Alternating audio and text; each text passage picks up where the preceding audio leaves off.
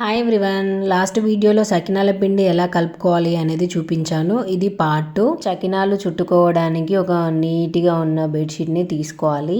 అది కొంచెం మందగా ఉండాలి, లేదంటే మనకి సకినాలు అనేవి రావు. ఇప్పుడైతే మన చేతిలోకి కొంచెం పిండిని తీసుకొని నేను చూపించే విధంగా ఇలా రౌండ్గా చుట్టుకుంటే మనకు సకినాలు అనేది రెడీ అవుతాయి.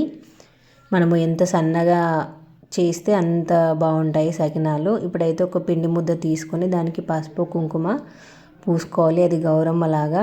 అండ్ ఇక్కడ మేమందరం కూడా సకినాలు ఫస్ట్ ఒక బెడ్షీట్ నిండా కూడా చేసుకున్న తర్వాత కాలవడం అయితే స్టార్ట్ చేస్తాము. ఇప్పుడు ఈ సకినాలు తీయడానికి ఒక ప్లేట్ తీసుకొని నేను చూపించే విధంగా ప్లేట్లోకి అయితే తీసుకొని వేడిగా ఉన్న ఆయిల్లోకి మనము ఈ సకినాలను డీప్ ఫ్రై చేసుకోవడమే. ఫస్ట్ టైం ట్రై చేసే వాళ్ళకు లావుగా వస్తాయి, బట్ మనకు ప్రాక్టీస్ చేసే కొద్దీ మంచిగా సన్నగా ఉంటాయి. సన్నగా ఉంటే బాగుంటాయి.